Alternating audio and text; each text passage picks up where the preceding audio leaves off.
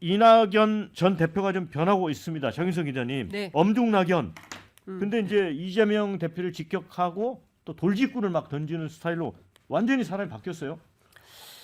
근데 이제 제가 보기에 총선 앞두고 이 정도는 뭐 당연히 바뀐 거 아닙니까? 예, 뭐 하실 수 있는 정도라고 생각을 하는데요.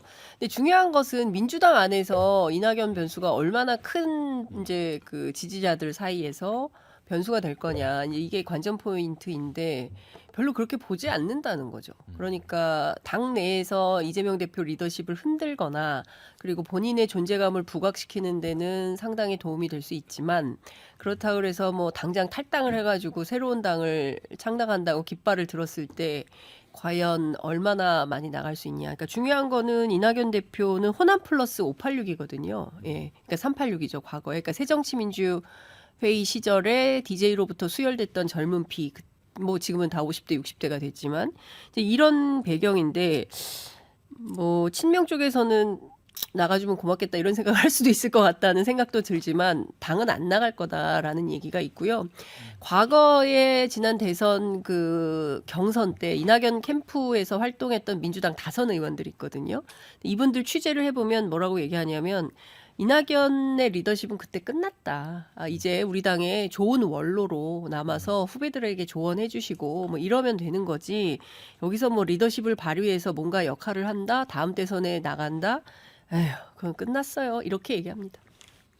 그런데 이제 김남국 의원은 이제 당을 나갔기 때문에 이제 무소속인데 친명계인 건 맞는 것 같아요. 당원은 아닌데 왜냐면 반성문을 써야 할 분이 자기 책임 망각한 채 당을 흔든다 이렇게 맹비난했어요. 뭐 김남국이 갑자기 왜 불쑥 나오는지 그거는 모르겠는데요. 그건 떠나서 저도 이제 이낙연은 끝났다 봐요. 제가 요즘 이렇게 걷기 운동을 많이 해요. 떨어지는 게 낙엽을 밟으면서 계속 이낙연이 떠오르더라고. 야, 이분이 이게 왜 떨어지는 낙엽처럼 이렇게 정치를 못할까? 6개월 전에 이게 한국에 와서 그동안 이게 뭐 하다가 이제 나와서 갑자기 뭐 당을 비판하고 하는데요. 아마 이제 일부 보수 패널들은 어차피 이게 적을 갖다 분열시키잖아요. 그러니까 아마 이낙연이가 신당 만들면 호남은 싹쓸이하고 수도권에도 민주당이 큰 타격이 줄 거다. 이거는 이게 희망 상황이거나 아니면 분열 공작이고 제가 아무리 보수 패널을 하지만 정치는 냉정하게 보면요. 이낙연은 끝났습니다. 이미 그 따르는 분들도 저는 시대 사명이 끝났다. 제가 보기에 결국은 저는 김영삼, 김대중 이후에 아마 이게 그 신당을 만들어 성공하기 어렵다. 정치 환경이 이런 이제 그 생각이 들고 아마 이제 그 호남에서도 크게 그 약진하기 어렵다. 이미 그 역사적인 소명이 끝났다. 저는 이렇게 봅니다. 네. 우리 조성호 변호사가 해야 되는 얘기를 다 해준 것 같아요. 아니 뭐 저는 그 이낙연 전 대표를 이른바 낙엽에 비유하는 표현은 많이 들어봤는데 그런 흔한 표현을 또 서정훈 변호사님이 하시니까 이렇게 재밌네요. 정말 제가 재밌는. 제일 문제였어요. 이 원조라서 그런가요? 네. 이제 오리지널의 힘이라고 봅니다. 근데 저는 그렇습니다. 이게 지금 이낙연 대표께서 늘 그러지만 저는 이제 이준석 전 대표하고 이렇게 늘 제가 비교를 많이 하게 되는데 이준석 전 대표 보고 어린애 취급하고 또 너무 무슨 뭐 분열을 조장하고 그런 걸로 비난하고 막 이러지만 적어도 이준석 대표는 당원들을 비난한 적은 없어요. 근데 왜 이게 도대체 이낙연 대표와 그 주변 분들은 당원을 비난하는지 모르겠어요. 그러니까 그렇게 얘기할 수는 있거든요. 야, 민주당이 그래도 민주주의 못지않게 공화주의도 중요하고 다양한 다원성을 보장해줘야 된다. 그리고 소수 의견도 존중하는 문화가 있었다. 그러니까 이러이러한 견해들도 있으니 이거를 지도부가 좀 잘 담아서 그 비판도 적절히 수용해서 좀 제대로 일을 좀 해달라라고 얘기하면 좋은데 계속 강성당원, 개딸, 뭐 그다음에 지지층만 바라보는 정치, 분열의 정치 하면서 마치 그 지지자들이 무슨 굉장히 원죄를 저지른 사람들인 것처럼 배척해야 될 대상처럼 얘기하고 있거든요. 지금 심지어 뭐 여당은 강성 지지층과 결별했는데 연구당이 언제 강성 지지층과 결별했습니까? 오히려 여당의 느슨한 연대를 함께 해왔던 다양성을 다 잘라내고 이준석 전 대표를 사실상 쫓아내듯 밀어내고 있는 상황이잖아요. 오히려 그런 부분에도 균형 잡힌 비판을 해야 돼요. 심지어 이분은 최근에 인요한 혁신위에서 이른바 뭐 폐륜 논란, 그 막말 논란, 그다음에 여러 가지 부적절한 언행들이 쏟아지고 있어가지고 그 신뢰성을 그러니까 위협받는 상황인데도 오히려 저 여당의 혁신위는 잘 굴러가는 것 같다는 식으로 얘기를 하셨어요. 정말 그렇게 생각하시나요? 그리고 이분이 지금 민주당 원로로서 지금 백척간두인 총선을 앞에 두고 윤석열 독재 정부의 폭정을 비판하면서 그렇게 이른바 순진한 방식으로 접근하면서 여당 혁신위를 띄워주는 게 민주당 원로의 참 모습입니까? 저는 이분의 태도를 이해할 수가 없어요. 적어도 금도라는 게 있습니다. 지지층 비난하지 않고 그 다음에 민주당이 총선에서 승리하는데 미랄이나마 힘이 돼주는 방식으로 비판도 하는 거예요. 그런 금도는 좀 지켜줬으면 좋겠습니다. 네. 자, 문정영 부대변인 보면은 이제 이낙연 전 대표가 이제 이재명 대표도 이제 사법 리스크, 재판 리스크 이야기하면서 직격을 하고 또 개딸들 또 당원들도 이제 비판하고 그러니까 너무 좀 이렇게 남의 당 얘기지만 포탄을 쏘는 게 너무 막 이리저리 막 쏘는 그런 느낌이거든요. 네, 근데 이게 어떤 심리 상태일까요? 그러니까 제가 봤을 때도 이낙연 전 대표께서는 사실 지금 이재명 대표에 대한 비판을 할 수밖에 없는 상황이라고 봅니다. 엊그제 포럼에서도 결국 주요 내용은 이재명 대표의 어떤 도덕성, 리더십, 그리고 사법 리스크, 더 나아가서 양당 체제에 대한 비판까지 하셨거든요. 근데 이 내용이 결국 지금 3당을 하겠다는 분들과 거의 공통되는 그런 컨텐츠예요. 그래서 저는 개인적으로 이낙연 대표를 싫어하지 않거든요. 그러니까 뭐 이런 진영을 떠나서 좀 매력이 있는 그런 정치인이라고 그러니까 이 생각을 부분에서 하는데. 서정욱 변호사님하고는 확실하게 좀 노선이 달라요. 네네. 저는 이런 뭐 이렇게 정당을 떠나서 조금 관심이 있고 호감도가 있던 분이셨는데 요즘 행보는 조금 안타까운 것이 이분이 우선 본인의 포지셔닝에 대한 설정을 잘못하신 것 같아요. 그러니까 예를 들어 우리 정치나 스포츠에서 흔히 언더독, 탑독 이런 개념이 있거든요. 예를 들어 스포츠에서 조금 약세에 있는 팀을 언더독이라고 저희가 하고 이 언더독이 효과를 제대로 발휘하려면 막 열심히 하는 모습을 보여야 됩니다. 2배, 3배. 예를 들어 지금 이준석 전 대표 같은 경우는 누가 봐도 국민의힘에서는 언더독입니다. 그렇기 때문에 예. 막 2배, 3배, 4배 막 열심히 뛰고 온갖 방송 다 출연하고 예. 전국을 누비고 예. 관심을 받던 안 받던 토크 콘서트를 하고 쉽게 말해서 풀배팅을 하고 있거든요. 근데 이낙연 대표는 누가 봐도 민주당이 언더독인데 마치 본인이 아직도 민주당의 어떤 적자인 양 그러니까 약간 그런 분위기가 좀 있는 것 같아요. 그러니까 이러다가 인기가 떨어지면 한 번씩 나와서 포럼에서 이재명 대표에 대한 비판하고 이것도 이제 몇 번 더 할지 모르겠어요. 예를 들어 그러니까 오늘 저희 시사 1번지에서도 적어도 뭐 면역 체계가 무너졌다. 민주당에 대한 이런 비판을 하니까 저희가 이렇게 어젠다로 잡아주지만 과연 한 달 뒤에 이낙연 대표가 이재명 대표 비판했다고 해서 저희가 과연 이 시사 1번지의 토론 어젠다로 잡힐지도 모르겠거든요.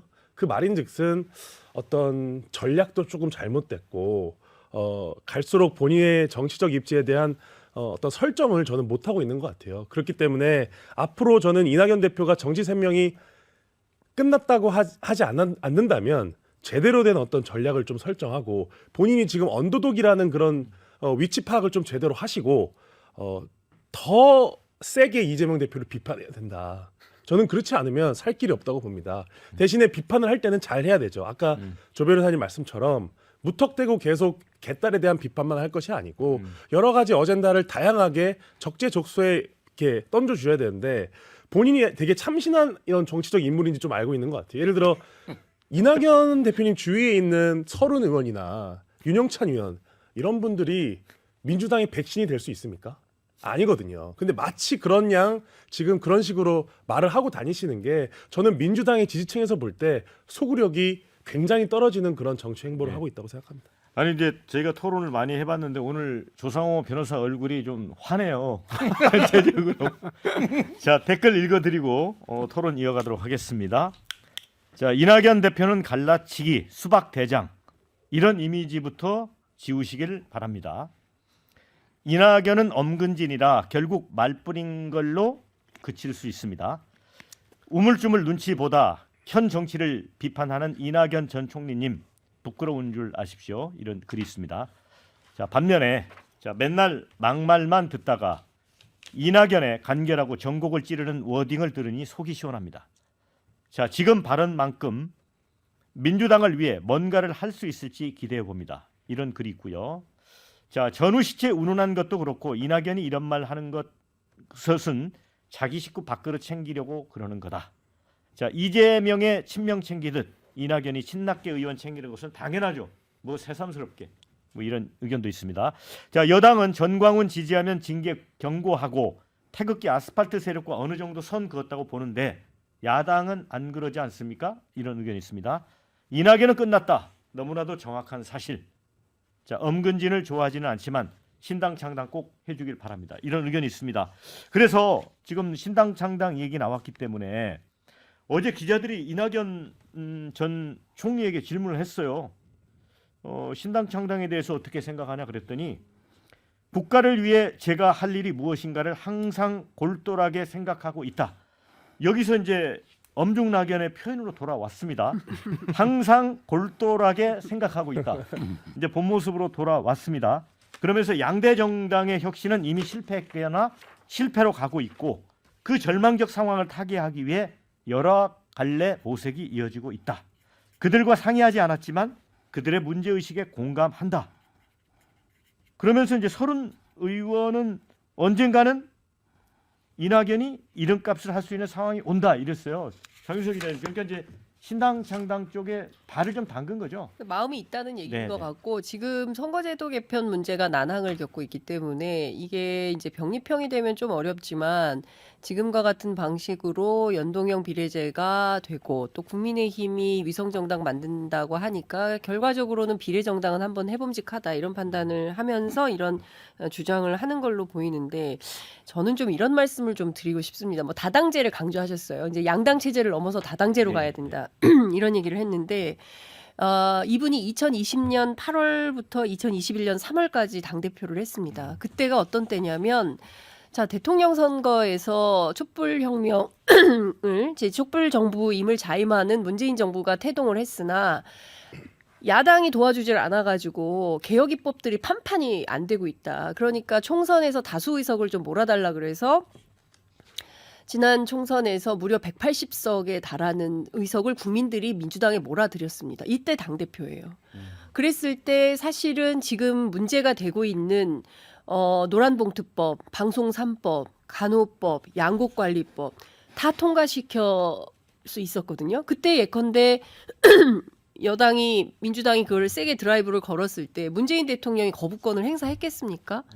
다 통과시켰을 거예요. 그러면 2023년 11월 우리가 오늘 28일인가요? 29일이네요. 이 얘기 할 이유가 없어요. 그때는 뭐 하다가 그때 개헌도 하고 선거제도 개편도 그때 다 했었어야 되는 겁니다. 그때는 뭐 하다가 이제 와서 민주당 내부 핑계대면서 다당제를 하겠다. 그때는 왜 다당제 안 했습니까? 저는 그해 지난 여름에 이낙연 전 대표가 무엇을 하고 있는지를 기억하고 있는 민주당 당원들이 이래서 이낙연 대표 비판하는 겁니다. 본인이 대표로서 할 수 있는 실권이 있을 때 아무것도 안 하다가 이제 와서 본인이 정치적으로 불리해지니까 당 새로 만들어서 뭔가 정치를 해보겠다? 글쎄요. 저는 이게 용납될 수 있을지 모르겠고 사실 이런 얘기 나옵니다. 민주당 취재해 보면 호남에서 평가받는 게 굉장히 중요한데 이낙연 대표는 호남에서도 잘 평가받는 정치인이 아니에요. 그리고 더 중요한 것은 이분이 동아일보 출신의 엘리트잖아요.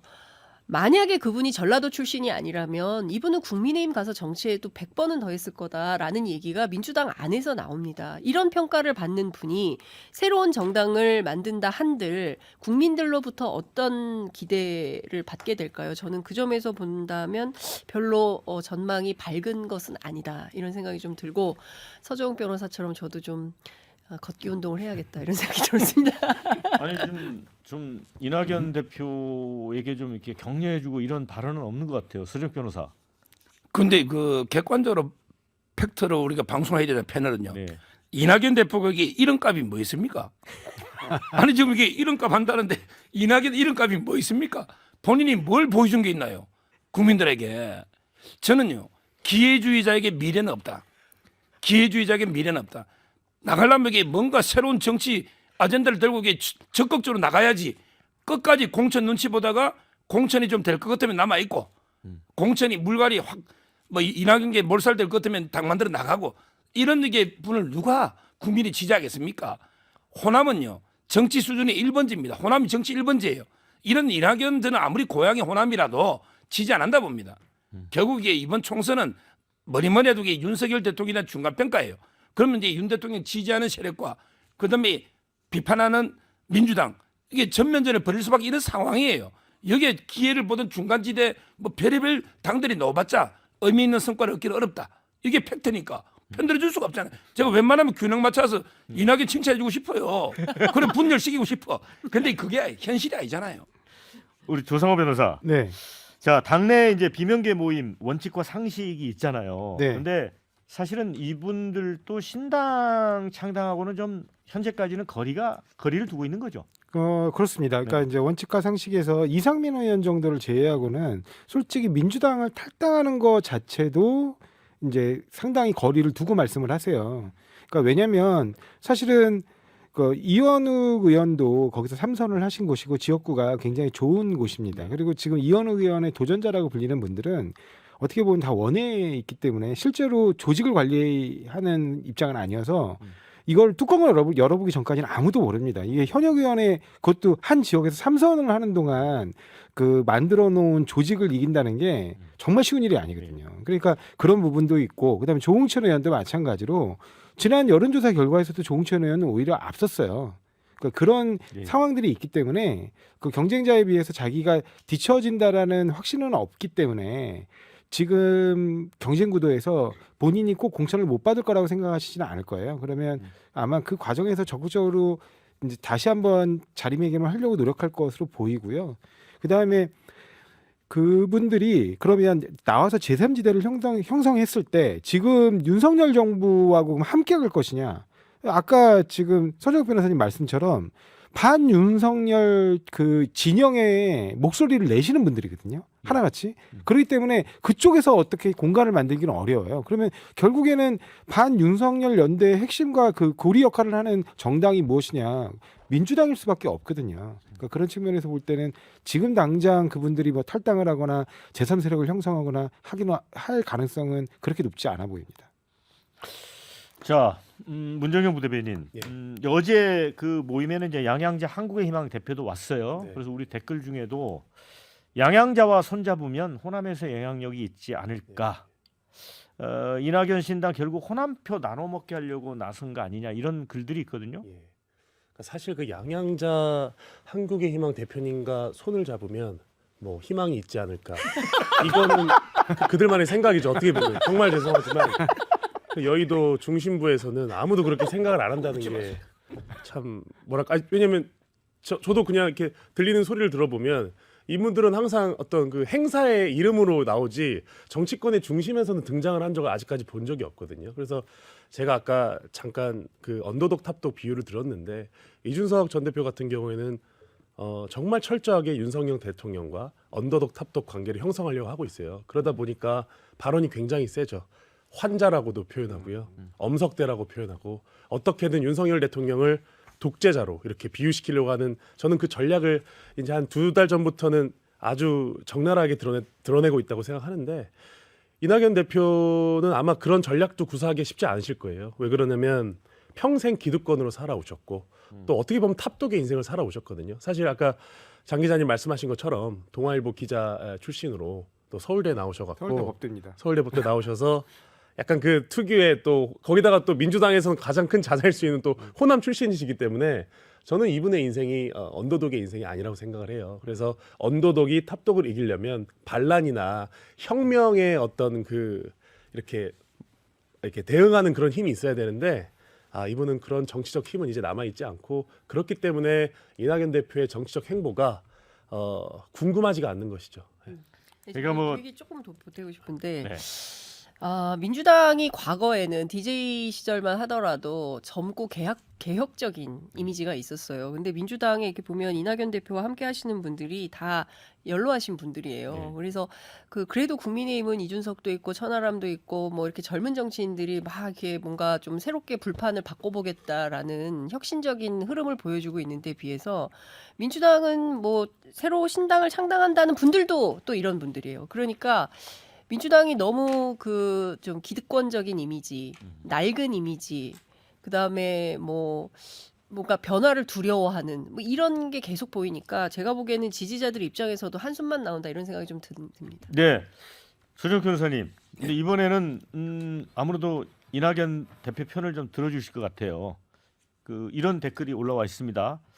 이낙연 전 대표가 아무리 영향력이 없다고 해도 개딸 문제 지적은 맞는 거 아닙니까? 이런 의견인데. 말씀은 다 맞아요. 제가 보기 지적한 게 말씀은 틀린 말이 하나도 없어요.